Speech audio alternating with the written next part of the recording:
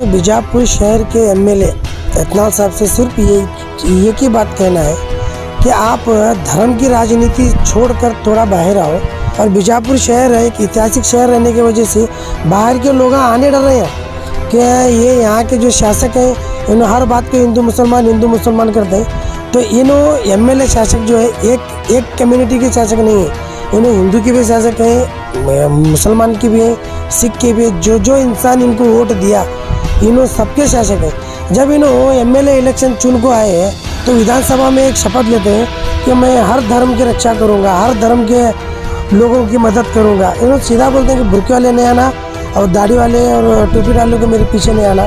तो ये सारी धर्म की राजनीति छोड़ को थोड़ा आगे आए। उनकी हारने की बात है, वो ऐसा लगता है कि उन्होंने हार को भी जीते कि जो काम एमएलए कर रहा वो काम उन्होंने कर रहे हैं।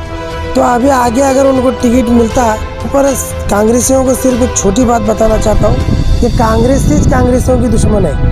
कि कांग्रेस जो हमारे रनिंग एमएलए थे मकबूल बागवान साहब, उनका टिकट रनिंग एमएलए का टिकट कट करे, तो सब जो मेहनत करे उसको उस बेस पर अगर देखे तो टिकट आला हमीद मुशर्रफ साहब खुद मिल रहा। तो हमारे एमएलए इत्नाल साहब से मैं एक बात पूछना चाह रहा हूँ, अगर आप कहीं भी डेवलपमेंट करें तो आप आओ, आके क्या है कहाँ डेवलपमेंट करें वहाँ मार्क करके बताओ।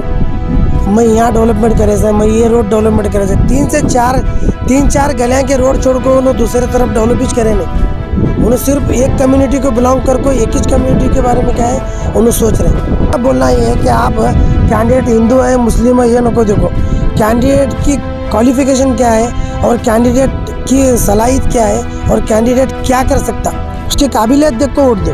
अगर हमारी बीजापुर की जनता की दुआओं से अगर हम एमएलए इलेक्शन अगर जीत के आते हैं तो मेरा पहला काम सिटी डेवलपमेंट होगा। हिंदुस्तान पीछे इसलिए पड़ा है कि हम एजुकेशन पे जोर देते नहीं। तो एजुकेटेड ही एमएलए क्यों चाहिए बोले तो विधानसभा में आवाज़ उठाने के टाइम कांग्रेस के अंदर अच्छा आदमी ठहरा तो कांग्रेस को वोट देते हैं। आम आदमी पार्टी वाला अगर अच्छा लगा जनता को, जनता जनार्दन जनता जिसे आशीर्वाद करते हैं उन्हीं विधानसभा को जाने वाला। कि अगर हक बात कह दूंगा तो हुकूमत मार डालेगी, अगर हक बात कह दूंगा तो हुकूमत मार डालेगी, अगर सच बात लिख दूंगा तो गुर्बत मार डालेगी। बहुत होशियार रहना है हिंदू और मुसलमानों को, बहुत होशियार रहना है हिंदू और मुसलमानों को, वरना आपस में लड़वा कर ये सियासत मार डालेगी।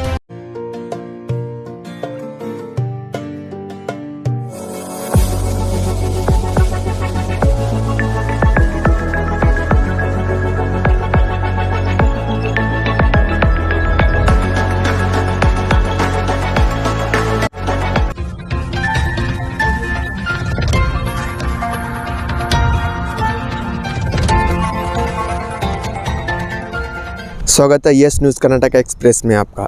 मैं हूं मुकद्दस इनामदार।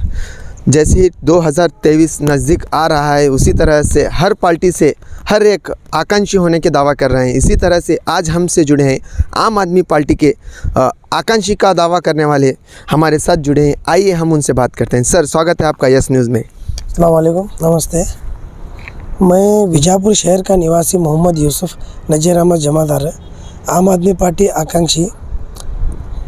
सर आप कह रहे हैं आप इस बार आम आदमी पार्टी के आकांक्षी हैं, ऐसी कौन सी वजह है जो आप इस सिटी से आम आदमी पार्टी से खड़े हो रहे हैं और इस बार के आकांक्षी होने का दावा कर रहे हैं और इस बार इलेक्शन फाइट कर रहे हैं? जिस तरीके से आप बीजापुर शहर में देख रहे हैं कि जिस तरह से आप बीजापुर शहर की हालत देख रहे हैं कि यहाँ पर डेवलपमेंट का काम कुछ भी नहीं हुआ। यहाँ पर 5 साल बीजेपी की सरकार रहने के बावजूद भी ना तो सही तरीके से रोड बन पाए और ना ही यहाँ पर एजुकेशन की सहूलत हो पाई और ना ही अच्छी से अच्छी मेडिकल व्यवस्था बनी। ये हमारा जो बीजापुर शहर है ये 20 से 25 साल पीछे है। यहाँ पर डेवलपमेंट का कुछ भी काम नहीं हुआ। एक या दो चार रोड छोड़कर बाकी कोई भी किसी भी गली में डेवलपमेंट का काम नहीं हुआ। सर आपका कहना है अगर सिटी में डेवलपमेंट नहीं हुआ है, सिटी कहीं पर कुछ पीछे रह गई है, तो आप सीधा आप ही इसमें उतर गए कि आप सिटी को डेवलपमेंट करो और सिटी को आगे लेके जाएंगे? जैसा कि आप जानते हैं कि मैं भी बीजापुर, मेरी पैदाइश ही बीजापुर की है। और मैं जब से होश संभाला है हमने, तो देखा है कि बीजापुर शहर जो है एक ऐतिहासिक शहर है, एक हिस्टोरिकल प्लेस है। यहाँ पे इतने खूबसूरत मोनूमेंट्स हैं कि जिनको देखने के लिए विदेशी, बाहर के लोग, सब लोग यहाँ पर आते हैं। अब उन्होंने जब देखने को आते हैं तो यहाँ के रोड, खड्डे और यहाँ पर जो साफ़ सफाई नहीं है, हाँ, यहाँ पर जितनी परेशान हाल लोग हैं, ये सारे देखने के बाद उन्हें बैड इम्प्रेशन जाता कि यहाँ पर इतना सारे मोनूमेंट्स होने के बावजूद भी यहाँ डेवलपमेंट का काम कुछ भी नहीं हुआ। तो ये कहीं ना कहीं हमना भी उन लोग बोलते हैं, समझाते हैं कि क्या चले। तो इसीलिए सिटी डेवलपमेंट करने के वजह से ही हम इलेक्शन में आना चाह रहे हैं। सर, इस बार अगर आप इस सिटी से कहीं ना कहीं आपको टिकट मिल जाता है, कहीं ना कहीं आप कैंडिडेट हो जाते हैं, तो आपका सामना इस बार सीधे के सीधे जो अब बीजेपी के फ़िलहाल यहाँ पे एमएलए हैं और आगे आकांक्षी होने का दावा कर रहे हैं, उनसे रहेगा। इसके बारे में आपका क्या कहना है? हमारे बीजापुर शहर के एमएलए इत्नाल साहब से सिर्फ ये की बात कहना है कि आप धर्म की राजनीति छोड़कर थोड़ा बाहर आओ। धर्म की राजनीति करने से क्या होता है, सिर्फ डेवलपमेंट कुछ भी नहीं होता है इससे। ये आपस में हिंदू मुसलमान करने से ये यहाँ पर कुछ मसले हल होने वाले नहीं हैं। और ये क्या लगता है मालूम है क्या, जैसा कश्मीर को जाने को लोग अभी डरते हैं, कश्मीर को जाने के वास्ते कि वहाँ पे सिर्फ हिंदू मुसलमान के झगड़े चलते हैं। और बीजापुर शहर है एक ऐतिहासिक शहर रहने की वजह से बाहर के लोग आने डर रहे हैं कि ये यहाँ के जो शासक हैं इन्हों हर बात को हिंदू मुसलमान करते हैं। तो इन्हों एमएलए शासक जो है एक कम्युनिटी के शासक नहीं है, इन्हों हिंदू के भी शासक हैं, मुसलमान की भी हैं, सिख के भी। जो इंसान इनको वोट दिया इन्हों सबके शासक हैं। जब इन्हों एमएलए इलेक्शन चुन को आए हैं तो विधानसभा में एक शपथ लेते हैं कि मैं हर धर्म की रक्षा करूँगा, हर धर्म के लोगों की मदद करूँगा। इन्हों सीधा बोलते हैं कि बुर्के वाले नहीं आना और दाढ़ी वाले और टोपी डाले को मेरे पीछे नहीं आना। तो ये सारी धर्म की राजनीति छोड़ को थोड़ा आगे आए तो उनको आगे आने वाले दिनों में फ़ायदा होता, नहीं तो बहुत बड़ा नुकसान। जिस तरीके से ये जो नेता लोग हैं जो सच्ची राजनीति नहीं करते, धर्म के नाम पर हिंदू मुसलमान को लड़वाना चाहते हैं, तो आपको एक छोटा किस्सा बताना चाहता हूँ जो मेरे साथ में हुआ कि मैं गाड़ी में टू व्हीलर पे बैठ कर मेरी बीवी को लेकर जा रहा था मैं। तो एक आदमी 1.5-2 किलोमीटर मेरे पीछे आया। तो पीछे आकर बोलता है कि भाई ज़रा तुम्हारे बुर्का चैन में सपड़ेगा, थोड़ा ज़रा बुर्का हाथ में लेने बोलो। तो इसका मतलब ये समझ में आता है कि उन्हें हिंदू रहने के बावजूद भी 1.5-2 किलोमीटर मेरे पीछे लगो कि बुर्का ले सपड़ेगा, गिरेंगे तुम्हें कर को बोला। तो कोई भी हिंदू अगर उन्हें चाहता तो बोल सकता था जाते कि नहीं, पढ़ते कि नहीं, मरते कि नहीं कर बोल को, लेकिन कोई हिंदू आपस में एक दूसरे से नफरत करना नहीं चाहता।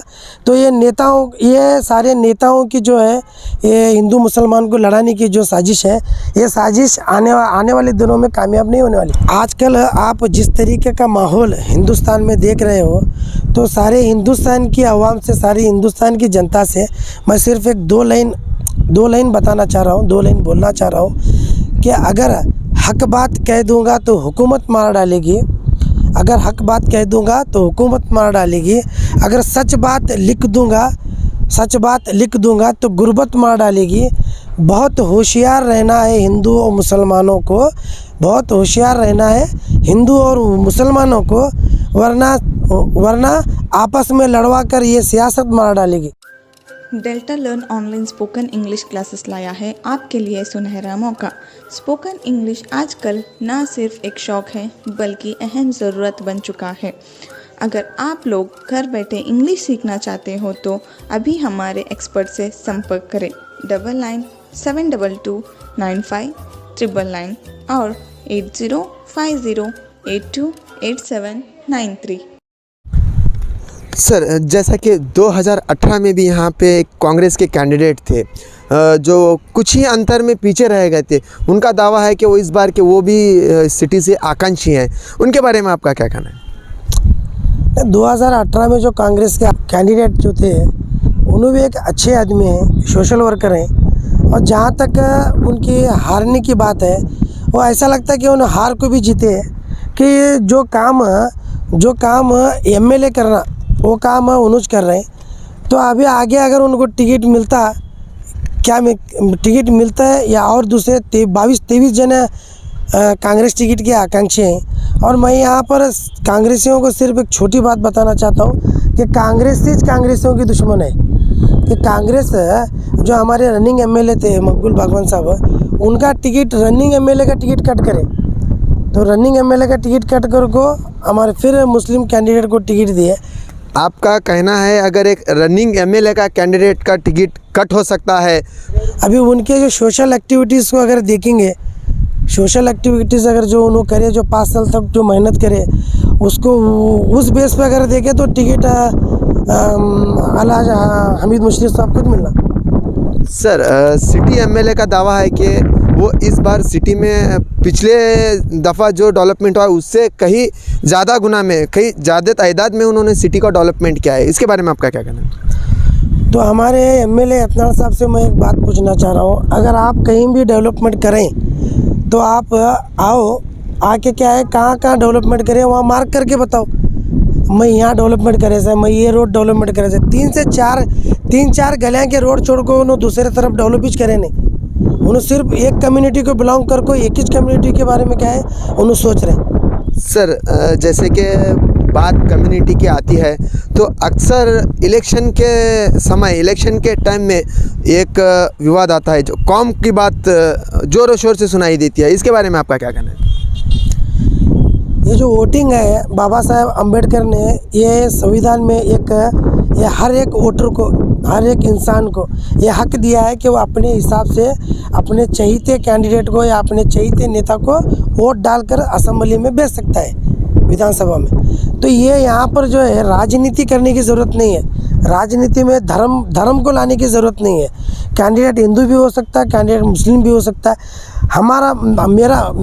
मेरा बोलना ये है कि आप कैंडिडेट हिंदू है मुस्लिम है ये नको देखो, कैंडिडेट की क्वालिफ़िकेशन क्या है और कैंडिडेट की सलाहियत क्या है और कैंडिडेट क्या कर सकता, उसकी काबिलियत देख को वोट दो। सर अगर सोच लीजिए आप आम आदमी पार्टी के आकांक्षी हैं, कैंडिडेट भी बन जाएंगे और इस क्षेत्र से आप जीत कर भी आएंगे, तो आपका पहला मुद्दा और पहला काम क्या होगा? अगर हमारी बीजापुर की जनता की दुआओं से अगर हम एमएलए इलेक्शन अगर जीत के आते हैं तो मेरा पहला काम सिटी डेवलपमेंट होगा। और पहला काम यहाँ पर एजुकेशन के ऊपर काम रहेगा हमारा। और हमारा पहला काम जो बीजापुर के अंदर गवर्नमेंट हॉस्पिटल या गवर्नमेंट कॉलेजेस नहीं है, जो मेडिकल कॉलेज नहीं है, उसके ऊपर हमारी सबसे पहली नज़र रहेंगे। और अगर हमना बीजापुर जनता का आशीर्वाद अगर मिलता है तो हमारी सबसे पहली कोशिश ये रहेंगी कि बीजापुर से जात धर्म की राजनीति ख़त्म हो। सर अभी बीजापुर में जो बीजापुर क्षेत्र है इसमें एक हवा चल रही है कि इस बार का कैंडिडेट एजुकेटेड हो, तो एजुकेटेड ही एमएलए क्यों चाहिए? हमारा हिंदुस्तान पीछे इसलिए पड़ा है कि हम एजुकेशन पे जोर देते नहीं। तो एजुकेटेड ही एमएलए क्यों चाहिए बोले तो विधानसभा में आवाज़ उठाने के टाइम छोटे छोटे जो मुद्दे रहते हैं, ये छोटे छोटे मुद्दों के बीच में जो टेंडर कितना पास होता है। अब एक रोड बनाने को जो हमें कॉन्ट्रैक्टर बेस पर जो रोड बनाने का काम देते हैं उसके अंदर 40% तो उन्होंने सीधा कमीशन खाते हैं और उनका पूरा टेंडर बराबर देते हैं और उसका जो भी हिसाब किताब है वो बराबर देते नहीं। और छोटी छोटी बातें हैं जो असेंबली में या विधानसभा में पढ़ के आवाज़ उठाना पड़ता है, और छोटी छोटी बातें हैं जो जहन में रख ले को, लिख ले को, उसका स्टडी कर को, जो बाबा साहेब अम्बेडकर जो संविधान में लिखे हैं वो संविधान के हिसाब से हमें असेंबली में आवाज़ उठाना पड़ता है। इसके अगर जेडीएस भी मुस्लिम कैंडिडेट को उतार रही है, एमआईएम भी मुस्लिम कैंडिडेट को उतार रही है, एसडीपीआई भी मुस्लिम कैंडिडेट को उतार रही है, इन सब के बीच में अगर आम आदमी भी अगर मुस्लिम कैंडिडेट उतारी है तो कहीं ना कहीं ये बीजेपी को प्लस पॉइंट रहेगा ना? जैसा कि मैंने अभी आपको बताया कि जनता तय करेगी कि उसे किस तरीके का आदमी या किस तरीके के कैंडिडेट और कौन कौन काबिलियत रखता जनता उसको वोट करने वाली। अब 4 आदमी 5 आदमी मुस्लिम कैंडिडेट रहे तो ये सीधा सीधा बीजेपी को फ़ायदा होता है। ये सोच गलत है तुम्हारी। अगर उसके अंदर समझो कांग्रेस के अंदर अच्छा आदमी ठहरा तो कांग्रेस को वोट देते। आम आदमी पार्टी वाला अगर अच्छा लगा जनता को, जनता जनार्दन जनता जिसे आशीर्वाद करती है उन्हीं विधानसभा को जाने वाला। सर, आप जो इस बार इलेक्शन पार्टिसिपेट करने का सोचा है वो आपने पार्टी आम आदमी चुना है। आम आदमी ही पार्टी क्यों? आम आदमी पार्टी ही क्यों, तो मैं आपको एक छोटा उदाहरण देता हूँ कि आम आदमी पार्टी के अंदर कोई भी भ्रष्टाचारी नहीं है। जैसा कि आप कांग्रेस के ऊपर एक आरोप लगता है कि कांग्रेस 70 साल से भ्रष्टाचार करी, एक हुआ। दूसरा बीजेपी सरकार के ऊपर आरोप लगता है कि उन्हें 40% कमीशन खाए। तो हमारे आम आदमी पार्टी के ऊपर अगर एक भी आरोप लगा तो बोलो बताओ आप। आम आदमी पार्टी जो है ये करप्टेड पार्टी नहीं है, ये भ्रष्टाचारी पार्टी नहीं है। जैसा कि दिल्ली का मॉडल देखने के बाद दिल्ली वाले अभी एमसीडी इलेक्शन में पूरी बहुमत से आम आदमी पार्टी को जीता है। दिल्ली के बाजू पंजाब में जीते उन्होंने पूरी तरीके से। तो जो भी आम आदमी पार्टी का है ये लोग करप्टेड नहीं है, इन्होंने भ्रष्टाचारी नहीं है। जो गवर्नमेंट का पैसा जो फंड लोगों को के बारे में आता, अभिवृद्धि काम में आता, डेवलपमेंट काम में आता, 1 रुपया खाए बगैर उनका पैसा उनके तक पहुंचाते। जैसे कि आपने सुना आम आदमी के जो आकांक्षी का दावा कर रहे हैं उनकी जुबानी, तो इसी तरह के ज़्यादा न्यूज़ों के लिए देखते रहिए yes news Karnataka express. Channel को लाइक कीजिए, शेयर कीजिए, सब्सक्राइब कीजिए। ಯಾವುದೇ ಹೊಸ ಸುದ್ದಿಯನ್ನ ನೋಡಲು ನಮ್ಮ ಎಸ್ ನ್ಯೂಸ್ ಕರ್ನಾಟಕ ಎಕ್ಸ್‌ಪ್ರೆಸ್ ನ ನೋಡ್ತಾ ಇರಿ, ಹಾಗೆ ನಮ್ಮ ಚಾನೆಲ್ ನ ಸಬ್ಸ್ಕ್ರೈಬ್ ಮಾಡಿ, ಬಾಜು ಇರುವ ಬೆಲ್ ಐಕಾನ್ ಅನ್ನ ಕ್ಲಿಕ್ ಮಾಡಿ, ಹಾಗೆ ನಮ್ಮ ಚಾನೆಲ್ ನ ಲೈಕ್ ಮಾಡಿ, ಶೇರ್ ಮಾಡಿ. ನಮ್ಮ ನಡೆ ಸತ್ಯದ ಕಡೆ.